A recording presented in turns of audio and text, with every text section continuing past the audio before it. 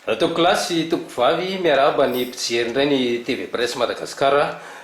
izay amin'izao fotoana izao ary faly ihany koa mandray ny vahiny izay nasaina dia tsy iza fa ny solombavambahoaka voavita tao Fianaratsoa voalohany Andriamatoa Ravelson Guillaume. Izy ihany koa dia sady filoha mpanorona ny ONG ODEFI. Faly izay mandray anao nanaiky tamin'ny fanasana eto amin'ny TV Presse Andriamatoa solombavambahoaka. Miarahaba tsika rehetra manaraka ny TV Presse ary miarahaba ny koa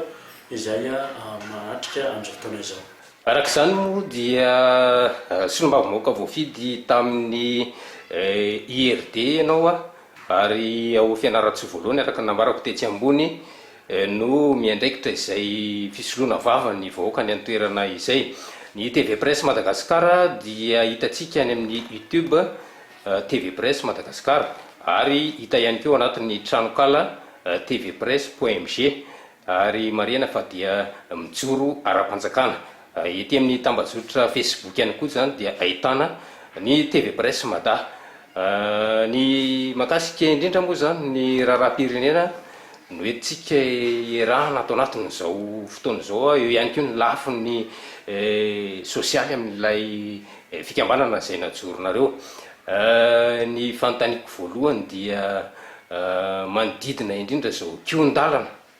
tsy azo ioarana intsony manoloana indrindra ny fikorontanana eto amin'ny tany sy ny firenena satria ny mpanao politika manozongozona ny mpitondra roa taona ny joroana ity fitondrana ity izay toananareo. Tsy andaniny ihany koa ny mpianatra saika manerana ny université eran'ny Madagasikara dia saika ahitana fietsehan'ny mpianatra mitahaky ny vatsim-pianarana ary ny tao Fianaratsolo zany somary nanginginina tato ato. Ny fantaniana petrako dia hoe midika inona ho an'ny firenena izao karazana fihetsiketsehana miseho etsiro zao Andriamatoa solombavambahoaka. Mahasolombavambahoaka aloha zany voalohany indrindra dia mpanao politika ary mitondra ny tenin'ny vahoaka sy manao tatitra amin'ny vahoaka. Raha ny zava-misy ankehitriny dia mila takaritsika vahoaka hoe inona moa ny tanjona amin'izao fanakorontanana izao. Ny midika hoe mpanohitra tsy midika manakorotana ary ho an'ny mpianatra hatramin'izay teto Madagasikara dia matetika misy fietsehana momba ny fitakiana bourse na tany Fianaratsoa ary dia tsy izay fitakiana bourse zay ny andohany fa no mifatapahany jiro tany amin'ny Jirama. Rehefa mitranga ny zavatra ohatran'ireny satria amin'izao fotoana izao ny atoko mpanohitra dia manao miezaka mafy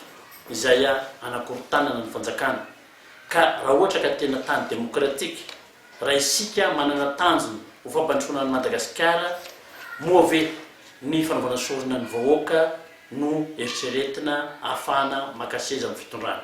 Mariako tsara fa ny fifidianana rehetra izay nandeha teto dia efa maro anisa ny tafapetraka. Ka noho izany maro anisa zany zao diso hevitra ny mpanohitra fa raha hanao fihetsiketsehana handromba fanjakana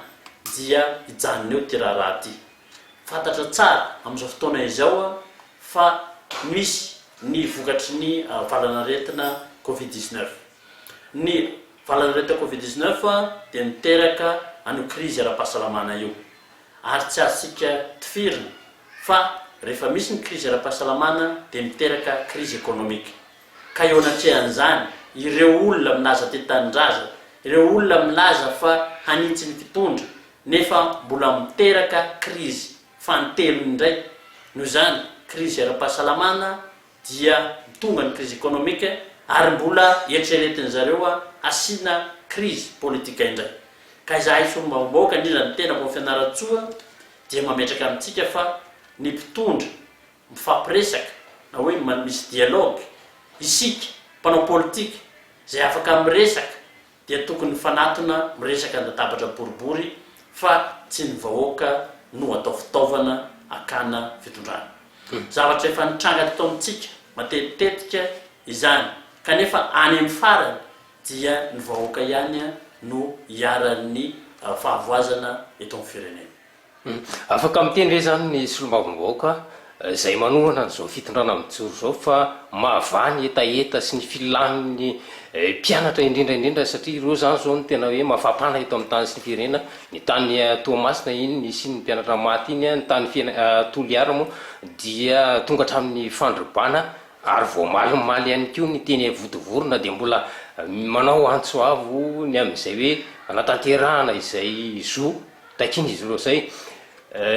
raha ny fahitanao azy ve mahavany zay filaniny mpianatra zay ny zava-misy ianao fa profesora ihany koa anivon'ny université n'Andrenjato ao Fianaratsoa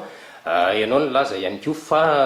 tsy zavatra hafa ny andohan'ny fitokonana herinandro ambony teo angamba dia nisy zay atao hoe fitangorongorona ny mpianatra atao Fianaratsoa tao ary voaomaly nisy ny fionan'ireo sasasasany tamin'ny filohan'ny université izany ve tompoko midika fa misy zavatra tsy mandeha anatin'izay tontolo be ny fampianarana zay raha manaraka tsara isika momba ny fandaniana ny volam-panjakana ny teti-volam-panjakana eto Madagasikara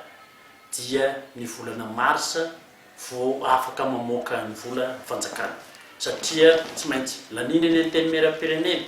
miakatra makeny amin'ny Sénat mivoaka any amin'ny ACC vao azo tanterahana noho izany ity volana marsa ity dia efa katiky ny famoahana ny vola rehetra iasana ary azadino fa iny anivon'ny tontolon'ny université dia misy fanovana amin'izao fotoana izao momba ny fananana ny karta azahoana mandray ny bourse rehefa misy fanovana ny fomba fiasa dia tsy maintsy misy fahatarana kely ny famoahana an'izany bourse izany toy ny nanaovantsika ny fandaminana ny taom-pianarana noho ny fisian'ny valanaretina sy ny fanovana amin'ny seha-pampianarana programme mpampianarana sy ny année universitaire dia tsy maintsy misy izay fanovana izay ka raha novantsika amin'ny tsara kokoa ny mahatarana zany dia tsisy tsara toy ny fampiresahana raha ohatra ka ny tompony andraikitra université tsy mihaino resaka mbola eo ny solombavambahoaka raha ohatra ka ao amin'ny solombavambahoaka tsy mihaino resaka mbola ao ny ministère titulaire zany hoe ministry ny fampianarana ambony moa ve efa nangataka fionana tamin'izy ireny satria raha ohatra isika mitarika mpianatra ny tsara indrindra raha olona mamovaravarana amin'ny resaka tsy tokony ho tonga amin'ny korotana satria sady mamotika fananam-bahoaka no mitaiza ny vahoakantsika amin'ny fanaovana politika ratsy dia ny fanapotehana fananam-bahoaka Tsy misy zana-tsindrinina ve satria raha ny fantatra ny sasany mivoakatra amin'ny Katoamasina équipement ny sasany toy ny napietsika ny teny votovorona omaly pour 5 mois miampy ny équipement ihany rehefa amin'ny toejavatra toy izao dia tsy maintsy jerena tsara hoe misy fivohy ara-politika ve ao ambadika ao sa fietsehan'ny mpianatra tsotra misy ny falasalavitra anoho izany ny fanjakana manoloana ny toejavatra zao dia tsy maintsy maka vahaolana faran'izay aingana ny vahaolana faran'izay aingana hitan'ny fitondram-panjakana dia ny fanatanterahana ny fandoavana ny bourse fa etsany dia misintona ny tompony andraikitra rehetra hoe tokony hoamboarina tsara ny calendrier eny amin'ny université mba hifanaraka koa amin'ny fivoahan'ny vola ny bourse fa tsy ny fandiniana ny bourse no anaovana ny scolaire mba hahafana hoe vonona daholo ny fepetra rehetra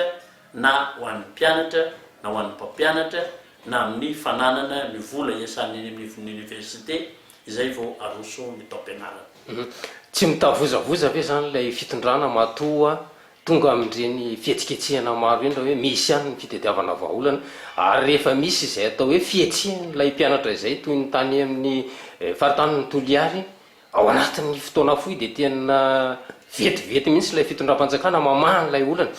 ilay dingana ahafahana manefana izay vatsy-pianarana izay ve ao anatin'ilay hoe fanovana tianao ambara sa inona no tianao tongavana ao anatiny ihany koa ilay hoe digitalisation ia tena zay mihitsy tamin'ny taloha zany misy procédure lava arahana zay vao afaka mamoaka vola isika satria volam-panjakana noho izany lava kokoa ny fotoana ilaina mba hahafahana mamoaka an'izany ary tsy maintsy manadio lista isika satria araka ny fantatra eto Madagasikara misy mpianatra ray manao inscription amina filière roa na telo ka io digitalisation io dia mitondra atsika hoe hanamora ny famitana an'ireo bourse amin'ny mpianatra sy fanaraha-maso ny mpianatra eny anivon'ny université ka izay fampitany ny miala avy any amin'ny méthode taloha izay ampiasana ny taratasy-panjakana akany amin'ny digitalisation dia inoko marimarina fa mamahaolana ny mpianatra amin'ny fanaovana ny fandavana bourse. Tsy andrasana hoe alohalika intsony ny ranomary fa efa miakatra ny maripana amin'izao fotoana izao raha toa ka tsy voavahy ao anatin'izay hoe vahaolana tediavinareo zay mety hitatra zany ny afo ary mety anahirana ny amono azy anahoana no avy zay tontolo ny fampianarana amin'ny ankapobeny zay raha fahita amin'ny solombavomboaka voavita tany fianaratsoa. Ireo mpanao politika ireo ne mahafantatra tsara fa raha ohatra aorinan'ny volana marsy izy manao fihetsiketsehana dia tsy afaka handray an'izay loha hevitra zay tsony hoe ahoana ny fitakinan'ny bourse ny mpianatra satria ny volana avril efa mivoaka izany bourse zany fa araraotina mihitsy le fotoana izay fotoana mbola tsy mampivoaka azy no borsiana ny mpiazatra sasasasany hitarika korotana eto amin'ny tany sy ny firenena. Eo amin'izay resaka hoe fifandraisany amin'ny ambadika politika ambaranao zay tena tsy misy ilaina ve zany ilay hevitra ilay mpanohatra eto amintsika amin'izao fotoana izao malalaka ihany koa ve ny fanehoan-kevitra satria rehefa milaza ilay mpanohatra hoe zao no tsy mety ataon'ilay fitondrana fitondrana nefa milaza fa mety ny ataony isan'izany ohatra ny fitakina ny mangarahara tamin'ny fampiasana reny covid-19 reny eo ihany koa ny écran plat zay tsy somary adinidiny moa zany izy tatoato ny volamena mivoaka ny antsokosoko makany ivelany zany rehetra zany dia hita hoe misy zavatra tsy mandeha ao anatin'ilay fitantanana ny raharam-pirenena. Ny fanehoan-kevitra tsy midika hoe fandrangitana raha ohatra isika zany atoko mpanohitra maneho hevitra akalalahana sy tena mpitiavana zany zavatra zany dia efa raisiny commission na ao amin'ny assemblée ary raisiny fotoanam-panjakana fa raha kosa ny fanehoana hevitra mitarika incitation publique na mahatonga ny olona eritreritra andeha any amin'ny grevy dia tsy mety zay ary tsy ampandrosoantsika mihitsy satria tokony hanatsoaka lesona isika fa zay nentina tamin'izay fomba fiasa zay hatramin'izay hatramin'ny faleovatena dia mampitotongana ny toekarena ary vao may ratsy noho ny teo ny fiainam-pirenena ka zay dia manentana hoe inona moa mahatonga ny mpanohitra tsy hamoaka boky mirakitra ny zavatra takiny amin'ny fanjakana manolotra zany eny anivon'ny mpanatanteraka manolotra zany eny anivon'ny antenimieram-pirenena azahoana amin'ny fandinika fa tsy mitovy ny fahatakaran'ny vahoaka ny politika entina amin'ny fiatsiana na fiatsonan'ny vahoaka mba hirongatra sy ny filazana ny zavatra tsy mety matetika izy ireny dia tsy voalalina ao anatin'ny taratasy satria manana sita ohatra na ny tany amin'ny covid-19 mivoaka any daholo ny tsy prian'ny compte izay modina tsy hita fa raisina mpitolo ny famoahana ny bilan na hoe ny zavatra natao sy ny tsy fantatra eny anivon'ireny fa raha manatony izy ministera dia misy ny taratasy sy ny atota taratasy momba n'izany zavatra rehetra zany. Miteny ianao hoe tokony akalesona ianareo ve zany nampianatra n'lay tokony akalesona amin'ny mpanohatra raha izay ary no zava-misy nampiasaina ny kianjan'ny demokrasia tamin'ny taona 1995 ary no amafisina ihany koa zay tamin'ny fananganana ny tsangambato ny professeur Zafy Albert zay filoha teo aloha fa rainy demokrasia ankehitriny izy nefa navadika ho parka botanika tsy azo ampiasaina intsony ve zany le kianjan'ny demokrasia nefa ianareo hoe tokony makalesona aminareo zany ny mpanohatra amin'izao fotoana zao ary ataon'ny référence ianareo rehefa nareo zany manao mety fa rehefa izy tsy mety tompoko. Ny zavatra tokony tsoanany dia zao hoe tsy nyle toerana zay maha-symbolika azy no tokony raisika zava-dehibe fa ny fanehoan-kevitra sy ny fanolorana an'izany rehefa maneho hevitra ianao anjaran'ny mpitondra no mijery ny hevitra ao anjaran'ny mpitondra manapa-kevitra na ho raisina na tsy ho raisina ny hevitra ao ianao miandry ny fotoana izay anaovana fifidianana na amin'ny fotoana anehonao fa mahavita tsara kokoa noho ny mpitondra dia izay ny zava-dehibe ireo toeranareo ny dia anisan'ny hitaizantsika fa ohatran'ny mipetraka ao amin'ny sain'ny malagasy fa hoe rehefa oentina eny amin'ny kianjan'ny demokrasia rehefa oentina eny manoloana nampantanàna dia hiteraka fandrehetana korotana dikan'izay ka noho zany tsy ireo sehatra reo ihany fa afaka atsika mifanao resaka indrindra zao CFM efa eo mitondra ny adihevitra eo anatrany CFM mitondra ny adihevitra eny ambony latabatra mampiaona ny teknisianina mampiaona andreo mpanatanteraka sy ny toko politika manao loparendasy momba ny antony ilazany mpanohatra ny tsy mampandeha an'izao raharaha zao fa ny tena manahirana dia zao ny zavatra mandeha modina tsy hita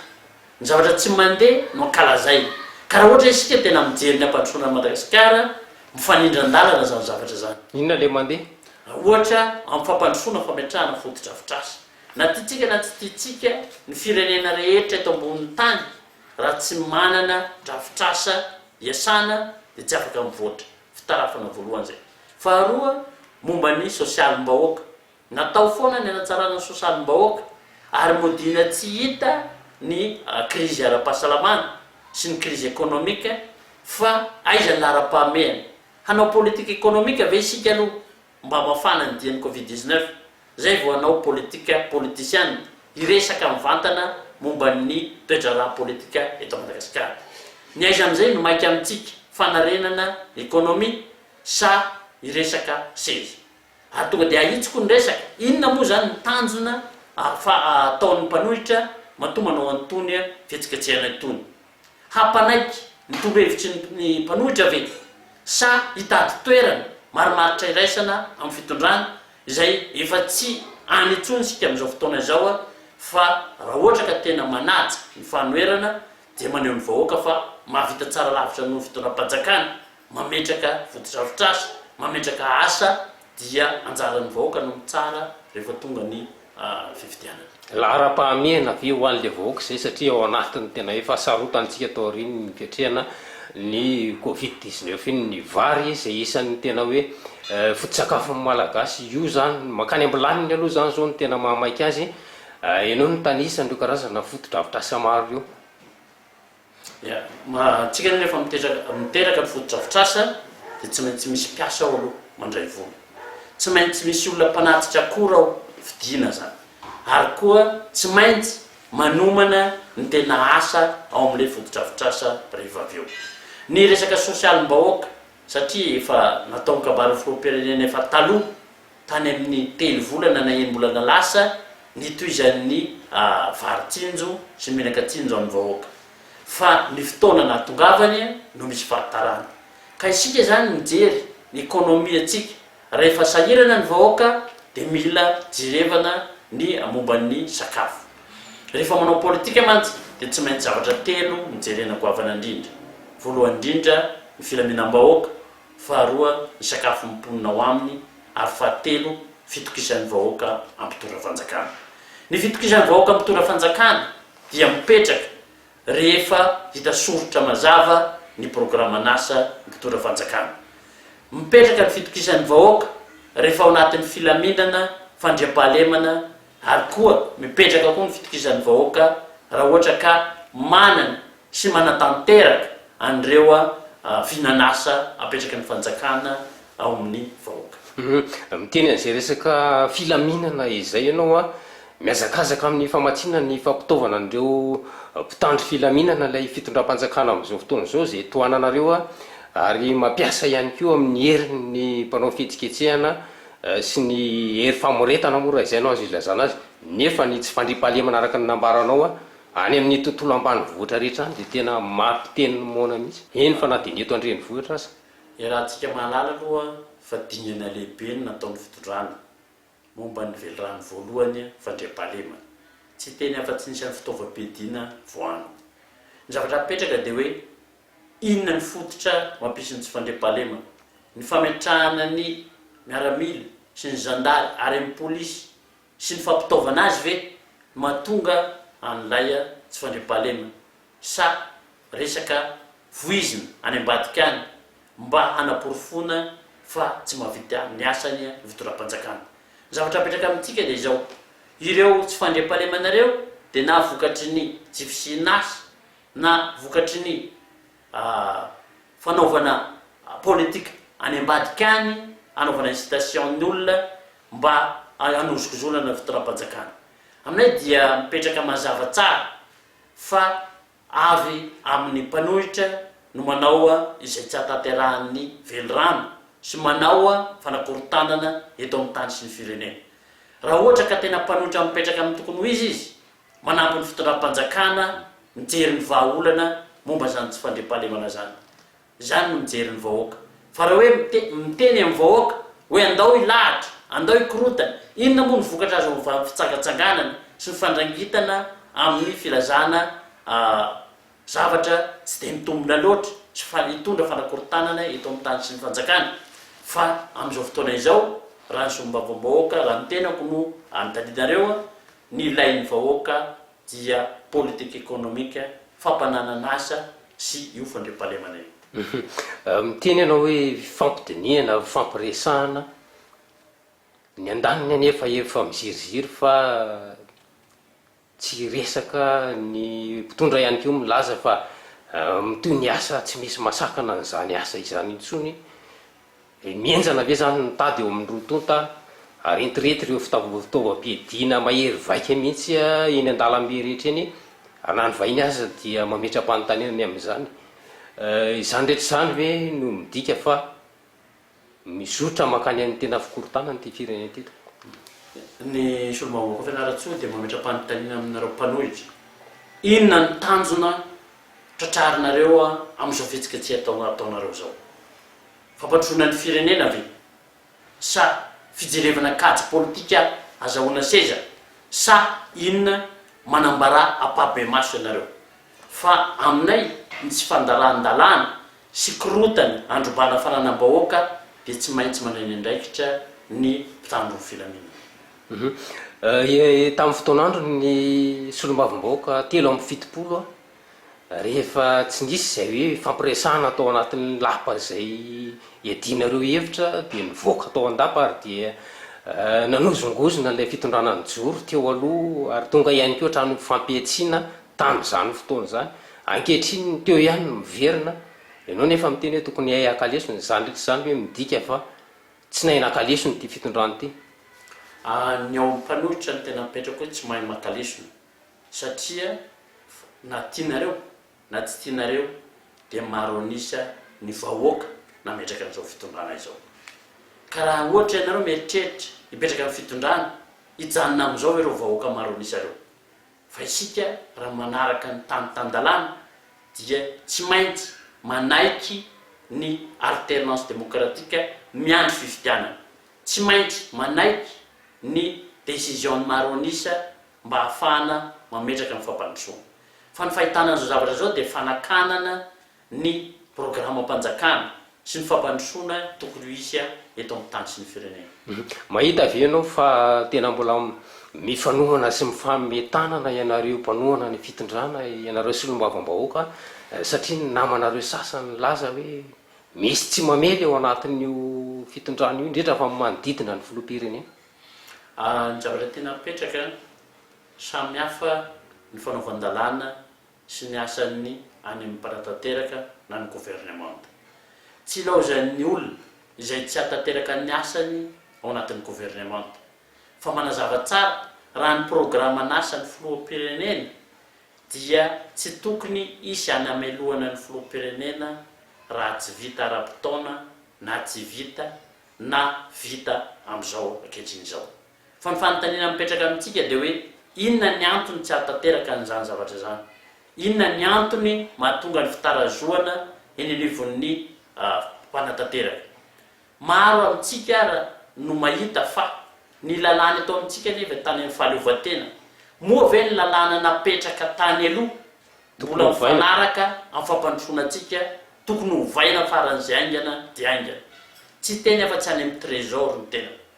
Ny lalàna ao amin'ny trésorerie dia mbola taloha tany amin'ny fahaleovantena. Raha eritreritra isika hiazakazaka hametraka foto-drafitr'asa, raha mieritreritra isika fa kely ny arakaren'ny Madagasikara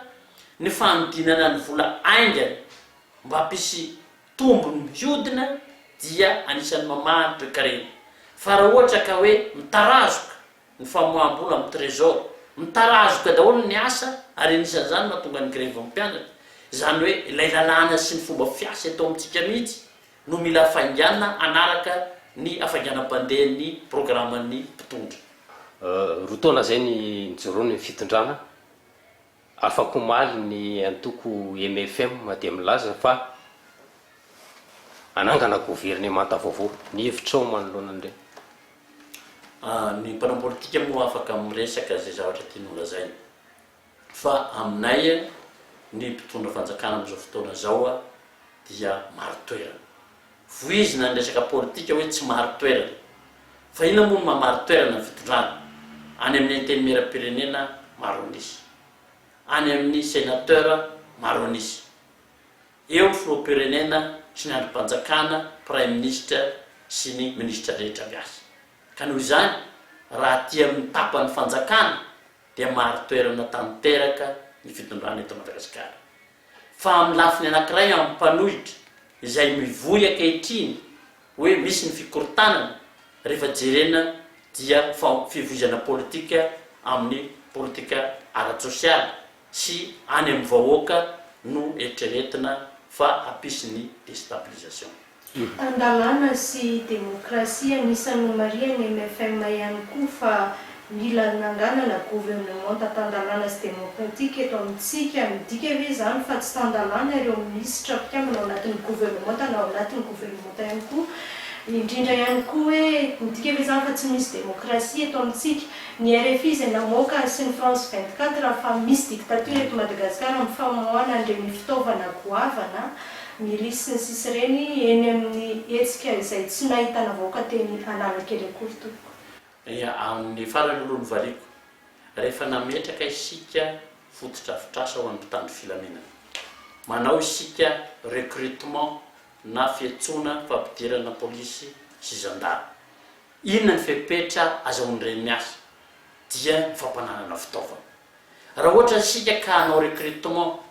an'ireo miaramila gendarme marobe reo nefa tsy misy fitaovana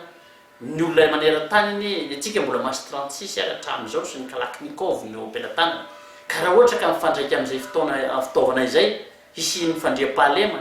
tsy atao amin'ny vilana Antananarivo ihany fa be dia be ny toby mbola tsy manana fitaovana be dia be ny tsy ampy fitaovana ny miaramila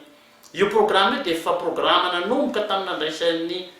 président Andry Rajoelina ny fampitaovana ny mpitandro ny filaminana velorano voalohany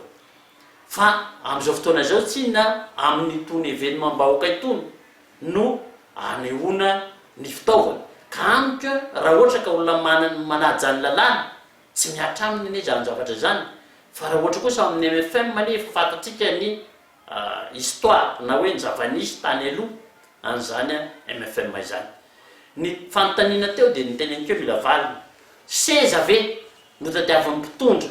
ilazana fa tsy mahomby zao fitondrana zao mpanohitra ny mpanohitra amin'izao fitondrana zao seza ve ny ilain'ny mpanohitra sa mieritreritra marina ny fampanotrona amin'ny Madagasikara tsika raha mahara fa nisy ny fandriam-pahalemana teto Madagasikara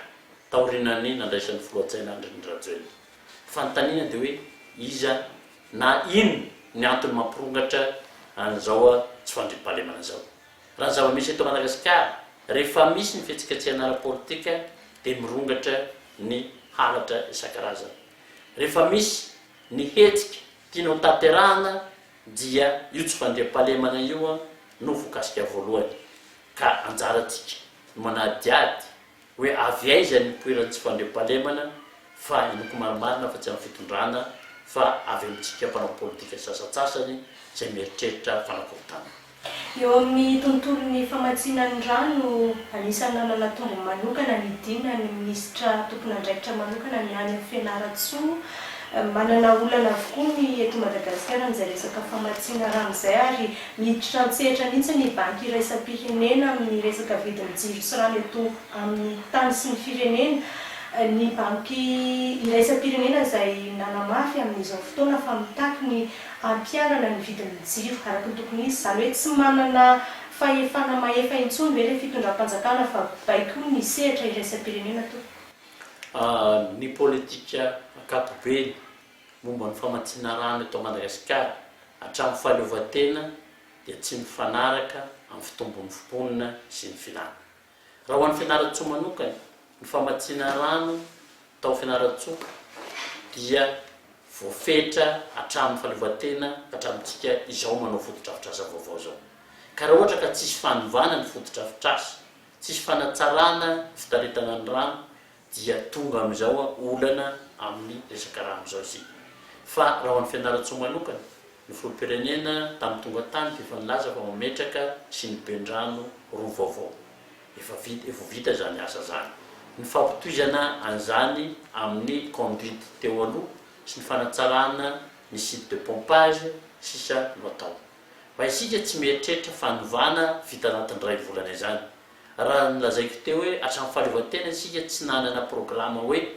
arakaraka ny fitombon'ny mponina no tsy maintsy ampitombona ny fitaritana ny rano sy ny fananana ny rano eny anivon'ny renivohitra rehetra, fa nijanona fotsiny amin'ny zava-misy dia mazava ho azy fa tsy maharaka famatsiana ny rano. Mafisika any rehefa notaniana hoe miankina amin'ny baiko iraisam-pirenena ve isika satria miresaka ianao fananganana fotodrafitrasa, eo ihany koa no hoe fanatsarana ny toe-karena izay fantatra fa miankin-doha amin'ny firenena avy any ivelany Madagasikara,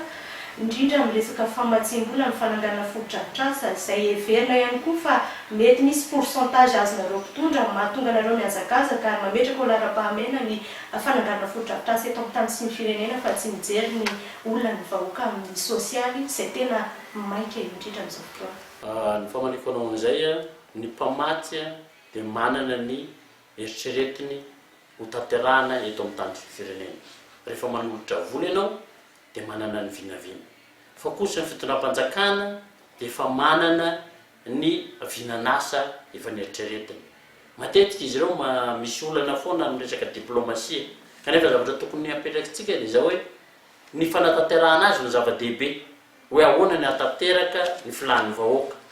Fa ny bailleur de fonds manana ny condition fanazana zany aza ny priorisation na hoe ny fametrahana lara-pahamehana ny asa tao dia anjaran'ny gouvernemanta sy ny mpanatanteraka ny manao an'izany. Ka isika rehefa hita hoe lara-pahamehana ny atao dia tokony mandeha amin'izay lara-pahamehana izay hoe inona ny ilain'ny vahoaka amin'ny famatsiana vola eto Madagasikara. Sady hoe tsy mahay mifampiresaka amin'ireo tompon'andraikitra iraisam-pirenena ve zany ireo ambassadeur, ireo négociateur atsika no mety mahatonga le oui hatrany isaky misy zavatra apetraka ry zareo avy any ivelany. Ka ny programan'asa no tokony mialoha zay vao mandeha ny famatsiana sy ny famoahana ny vola eny anivon'ireny bailleur reny. Fa raha ohatra ny famoaham-bola ny lasa aloha dia mampisy olana any amin'ny mpanatanteraka.